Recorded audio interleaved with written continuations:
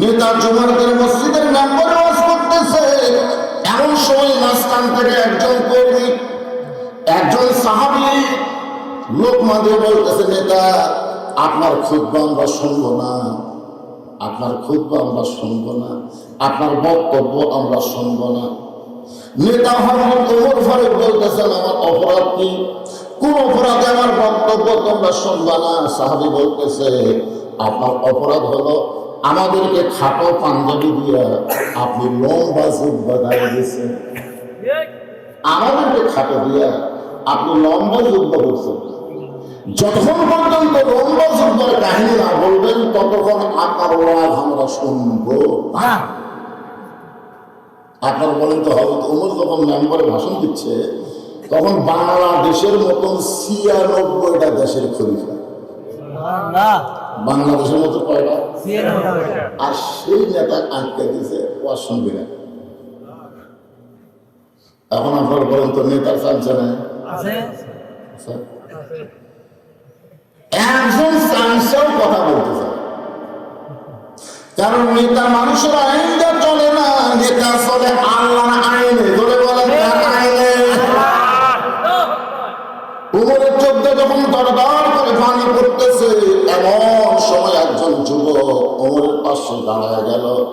সেই যুবকটা হলো ৬ লক্ষ হাদিসের হাফেজ, ৩০ পারা কোরআনের হাফেজ। যুবকটার নাম হলো আব্দুল্লাহ।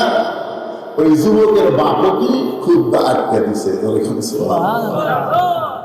আব্দুল্লাহ ওমর বলে, রে নবীর সাহাবীরা, তোমরা খাটো পাঞ্জাবি হলে নতুন কাপড় পরে নামাজ পড়তে এসেছো, কিন্তু আমার পরনের দিকে তাকায় দেখো, আমার পরনে কোনো নতুন কোনো কাপড় নাই।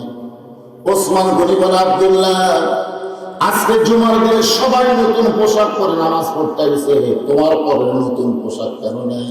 আব্দুল্লাহ বলতেছে, আমার পরনে যদি নতুন পোশাক থাকতো তাহলে আমার বাবার জিহ্বা লম্বা হতো না।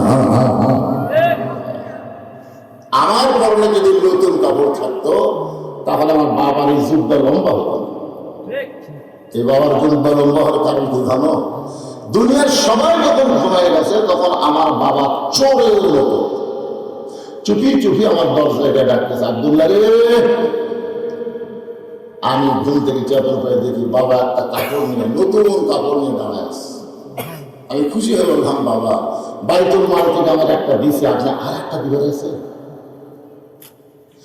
সঙ্গে সঙ্গে হলো তোমার আল্লাহর কোরআন থেকে তেলাওয়াত করলেন, ইন্নাল্লাহা ইয়ামুরুকুম আন তু'আদ্দুল আমানাতি ইলা আহলিহা ওয়া ইযা হাকামতুম বাইনান নাস আন তাহকুমু বিল আদল। আব্দুল্লাহ, তুই কি মনে করছিস তুই একটা পাইছিস, আমি আরেকটা দিবে আছি? আব্দুল্লাহ বলে, বাবা তাহলে কেন এসে? বলে, এইটা আমার ভাবে, এইটা আমার ভাবে পড়েছে। এই ছোট্ট কাপড় পরে যদি কালকে খুতবা দিবার চাই তাহলে বলতো, আব্দুল্লাহ কেমন দেখাবে? তোরটা আমাকে একটু দান করে দে, আমি তোরটা আমারটা মিলে লম্বা জিহ্বা বানাবার চাই। আব্দুল্লাহ বলে, গভীর রাত্রে আমার বাবাকে কাপড়টুকু দান করার পর বাবার কাপড় আমার কাপড় একত্র করে বাবা লম্বা জিহ্বা বানায় খুতবা দেয়। এখন বলো, খুতবা শোনা যায় কি না যায়? সমস্ত সাহাবীরা চিল্লায় বলতেছে, আল্লাহর কোরআন দিয়ে যখন রাষ্ট্র চলবে তখন এমন ভালো নেতাই জনগণ দেখতে পাবে। সোনাল্লা করে হবে না তো, চেষ্টা করা লাগবে। এমন ভালো নেতা দেখার দরকার আছে না? এখন একটা ভালো নেতার গল্প শোনালেন, এই মুহূর্তে একটা ভালো কর্মীর গল্প শোনেন। নেতা যদি ভালো হয় তার কর্মীরা কেমন হবে? ভালো হবে না? আমার এলাকার এক গরিব মানুষ চেয়ারম্যানকে বলছে, চেয়ারম্যান সাহেব ঘাটে দেখা আছে 10 কেজি, আপনি যা দিলেন না তা হলো 8 টাকা। তো চেয়ারম্যান বলতেছে, নাম কাটে দে, নাম কাটে দে। তখন জোরহাত করে বলতেছে, চেয়ারম্যান সাহেব কাটে দেন, যা দিচ্ছেন তাও দিচ্ছে। তখন বলে, পাক তোর 2 কেজি না মারলে আমি সাংসা পারবো কি দিয়ে। নেতা যদি চোর হয় সাংসারাও সাকচর হয়, যেরকম কথা ঠিক। আর হযরত ওমর নেতা কেমন শুনলেন? এই সময় জবাব বন্ধ রাখছেন। কেমন নেতা? তাহলে তার কর্মী কেমন হবে? আল্লাহর কোরআন যখন রাষ্ট্র চলে তখন কর্মীরা কেমন হয়? ছোট্ট একটা দৃষ্টান্ত দিলে আপনারা বুঝতে পারবেন। হযরত ওমর কোরআনের কর্মী দেখার জন্য ছদ্মবেশে মদিনার অলি গলি ঘুরতেছে। হঠাৎ হযরত ওমর দেখতে পায় 2 পাহাড়ের মাঝখানে বিস্তীর্ণ একটা মরুভূমি। ওই মরুভূমির মধ্যে একজন রাখাল উট আর দুম্বা চড়ায়। হযরত ওমর আল্লাহর কোরআনের কর্মী দেখার জন্য রাখালকে সালাম দিচ্ছে, আসসালামু আলাইকুম রাখাল ভাই, আমার পেটে ক্ষুধা লাগছে, আমি উটের 1 পেয়ালা দুধ চাই। রাখাল কর্মী খালি মুচকি মুচকি হাসে। ওমর ফারুক বলে, হাসো কেন? বলে, হাসার কারণ হলো তুমি যে আমার কাছে সালাম দাও, উটের 1 পেয়ালা দুধ চাইতে, আমি সালামের উত্তরও দেবো না, উটের দুধও দেবো না, আগে জানবো তোমার পরিচয়। জনগণ কি জানবে? আপনারা বলেন তো, সাবেক চেয়ারম্যান বর্তমান চেয়ারম্যান, সাবেক ইমাম বর্তমান ইমাম, দ্বিতীয় বদরুল রশিদ, বড় বদরুল রশিদ, এইগুলো একটাও কিন্তু পরিচয় নয়। ওমর ফারুক কিন্তু পরিচয় নয়, খলিফা কিন্তু পরিচয় নয়। রাখাল বলতেছে, আগে জানতে চাই তোমার পরিচয়। ওমর ফারুক চিন্তায় পড়ে গেলেন, আমি কি পরিচয় দিব? এমন সময় আল্লাহর কোরআন সামনে দাঁড়ায় বলে, ওমর, রাখাল যখন তোমার পরিচয় চাইছে, তুমি আসল পরিচয় দাও। আসল পরিচয় হলো মিল্লাতা আবিকুম ইব্রাহিম হুয়া সাম্মাকুমুল মুসলিমিন।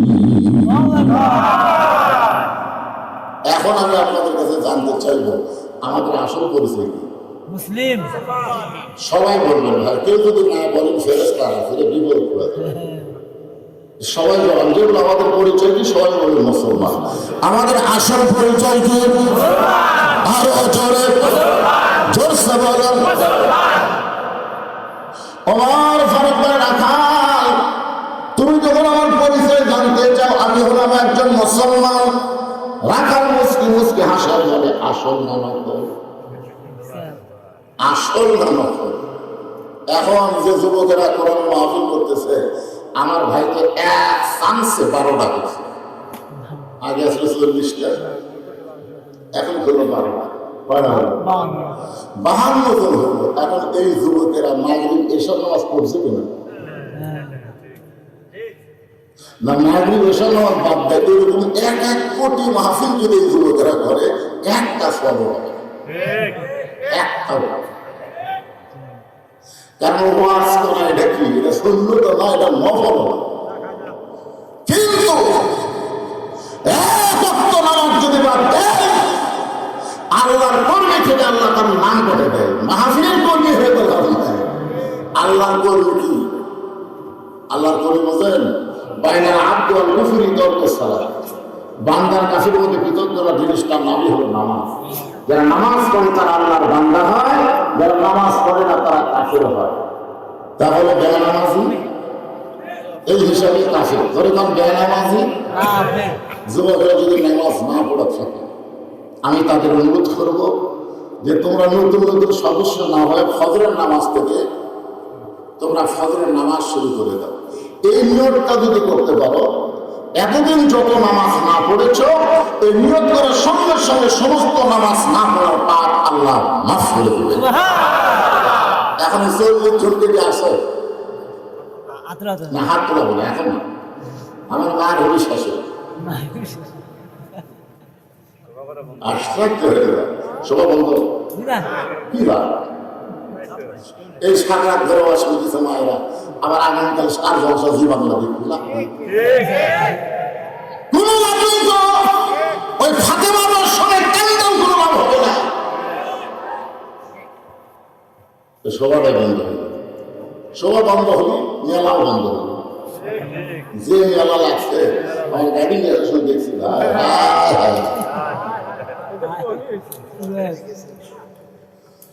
আল্লাহর বান্দার একটু মনোযোগ আমি অসুস্থ মানুষ, আমার জীবনের শেষ হতে পারে, আর হয়তো আপনাদের সামনে আমার দেখা নাও হতে পারে, ঠিক কারণ কাউসারি সাহেব দুনিয়া থেকে বিদায় হয়ে গেছে, সিদ্দিকুর রহমান যশোরে চলে গেছে, আমার অনেক বন্ধু যারা ছিল আব্দুল কাদের সিদ্দিকী, ভুয়াগাতির হাফেজ সাহেব উনিও চলে গেছে। আমরা কিন্তু সবাই একসাথে, আওয়াজ চলে গেছে, আমারও যাওয়ার পথ আল্লাহ ক্লিয়ার করেছে। হতে পারে আমার জীবনের শেষ ওয়াজ, এগুলি মনে কষ্ট নিয়েন না, আল্লাহ বলেছেন সুন্দর আমলের পরীক্ষা করা হবে। এই সুন্দর আমলটা কি যুবকদের শোনা দরকার আছে না? রাখাল বলতেছে আসল না নকল। ওমর ফারুক বলতেছে রাখাল মুসলমান তো মুসলমান, এর মধ্যে ওর আসল নকল। রাখাল বলতেছে আসল মুসলমান যারা হবে তারা সাওয়ার ব্যাপারে সতর্ক থাকবে। আসল মুসলমান দরকার হলে ফাঁসির মঞ্চে যাবে, কিন্তু রাষ্ট্রপতির কাছে বাঁচার দরখাস্ত লিখবে না। এরকম আসল মুসলমান বাংলাদেশে ছিল কি ছিল না?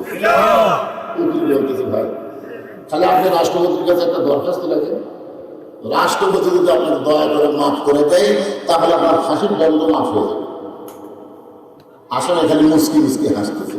উকিল বলে হাসি বলে হাসার কারণ হলো তোমার কথা শোনা। তুমি যার কাছে আমাকে দরখাস্ত লিখতে বলতেছো, এরকম 3টা রাষ্ট্রপতি আমি ক্ষমতা থাকা অবস্থায় মরা দেখছি। একটা হল বঙ্গবন্ধু শেখ মুজিবুর রহমান, একটা জিয়াউর রহমান, একটা জিয়াউর রহমান। যারা নিজেরাই ক্ষমতা থাকতে মরা যায়, তাদের কাছে প্রাণ ভিক্ষা কোনো মুসলমান চাইতে পারে না। উকিল বলতেছে এই গোলামের কারণে, উকিল বলতেছে এই গোলামের কারণে আপনার ফাঁসি হবে। যেরকম কি হবে? আসামি বলতেছে আমার ফাঁসি হবে কিন্তু মৃত্যু হবে না। উকিল বলতেছে আপনি পাগল নাকি, ফাঁসি হবে কিন্তু মৃত্যু হবে না। আসামি তখন আল্লাহর কোরআন থেকে বলতেছেন ওয়ালা তাকুলু লিমান ইউকতালু ফি সাবিলিল্লাহি আমওয়াতুন বাল আহইয়াউ ওয়ালাকিন লা তাশউরুন। অর্থ বুঝতে পারছেন? আজকে ফিলিস্তিনে যত মুসলমানকে হত্যা করতেছে, আপনারা বলেন তারা কি মরতেছে? হ্যাঁ, কয়েকদিন আগে 2 ছেলেকে দেখা ইউটিউবে দেখছেন আপনারা, 2টা লাশ দেখাচ্ছে, 2 ছেলে হাসতেছে। ওদেরকে গুলি করছে, ওদের গুলি খাওয়ার কারণে ওরা দুনিয়া থেকে বিদায় দিচ্ছে, কিন্তু মুখে হাসি যায়। আপনারা বলেন তো যে একটা লোক মারা গেল তারপরে হাসতেছে, তার মানে কি? তার মানে এই আয়াত আল্লাহ কোরআনে বলতেছেন আমার রাস্তায় যাদেরকে হত্যা করা হবে, আমার রাস্তার মধ্যে যারা জীবন দিবে তাদেরকে তোমরা মৃত্যু বলো না। আমি আল্লাহ বলতেছি তারা চিরজীবিত। তাহলে চাইলে যদি হয় আমরা চাবো কার কাছে? আপনাদের টাকা শোনা হয় নাই, আমাদের ভোগ করছে। আমার দয়াল বাবার দরবারেতে কেউ ফিরে না খালি হাতে।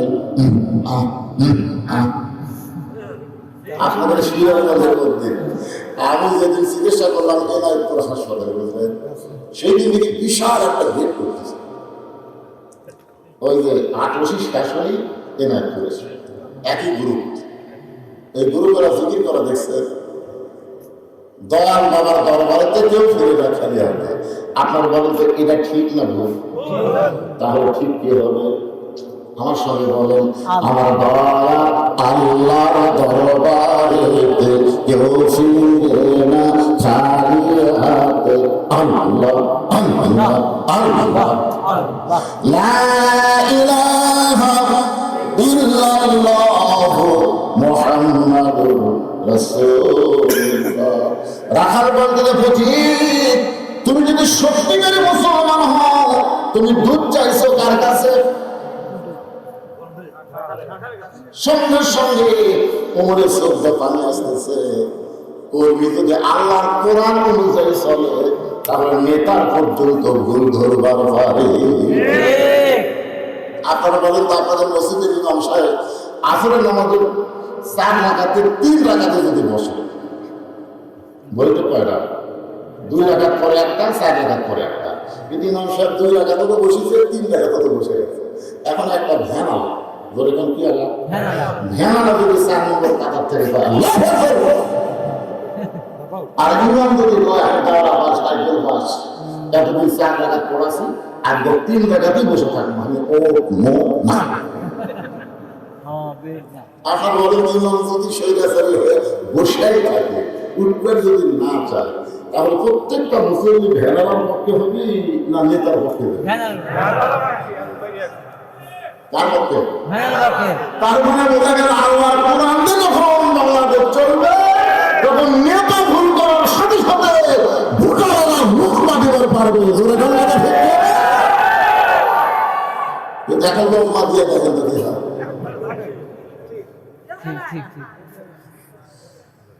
আজও বাংলার মসজিদের মধ্যে আল্লাহর আইন চলে, এই জন্য ভালো নেতা বলে কি নেতা, কিন্তু সমাজে আল্লাহর আইন চললা বলে ভালো নেতা আমরা পারলাম না। আল্লাহর কোরআন যখন বসে তখন কর্মী কেমন নেতা কেমন একটু খেয়াল করে শোনেন। রাখাল বলে পথিক ইচ্ছা করলে ফুটবল খেলার আয়োজন করতে পারত, ইচ্ছা করলে গান বাজনার আয়োজন করতে পারত। যে যৌবন বয়সটা নষ্টের বয়স, সেই বয়সে তোমার যুবক বান্দারা আজকে কোরআনের মাহফিল লাগাইছে। আল্লাহ এই যুবকগুলোকে ইমানের জন্য, ইসলামের জন্য, কোরআনের জন্য, জান্নাতের জন্য কবুল করে নাও। এই যুবকগুলোকে মাহফিল করার ব্যাপারে যারা উৎসাহ দিয়েছে, এই যুবকদেরকে যারা সর্বাত্মক সহযোগিতা করেছে, তাদের সকলকে আল্লাহ তুমি কবুল করে নাও। আল্লাহ মাগরিবের নামাজের পর থেকে রাত প্রায় 1:30টার দিকে চলে যাচ্ছে।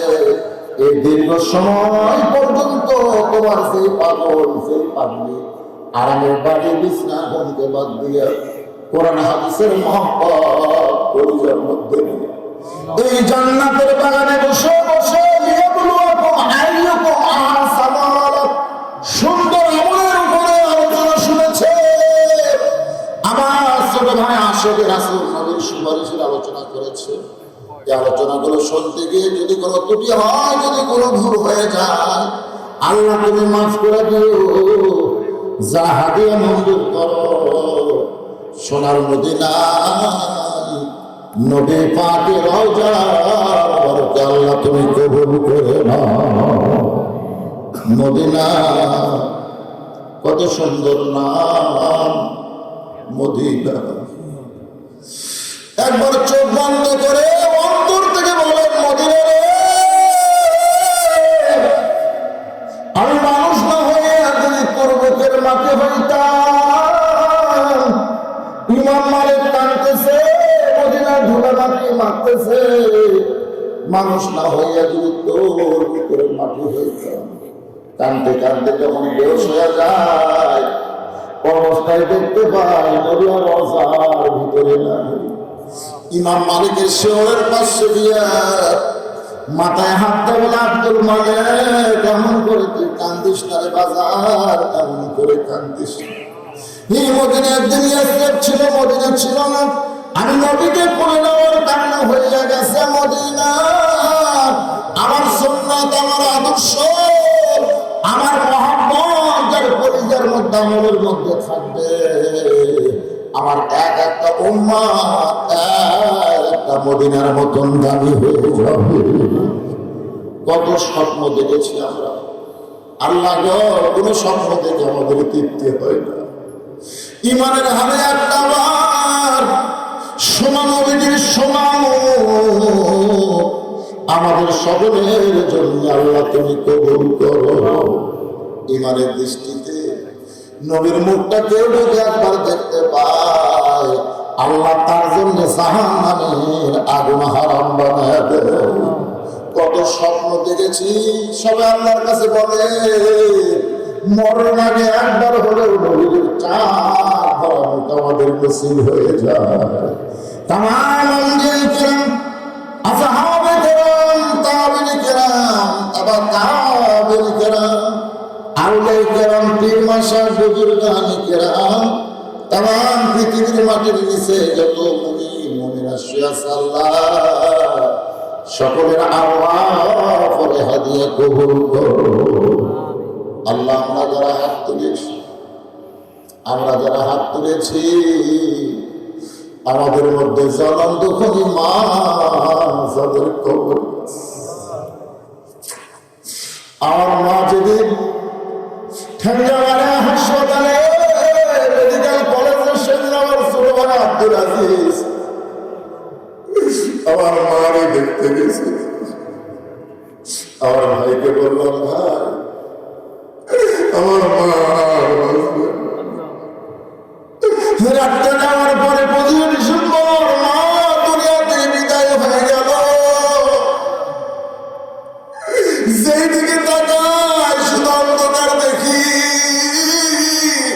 সেদিন বুঝতে পারলাম যার মা নাই রে, তার দুনিয়াতে আর কেউ নাই। মায়ের মতো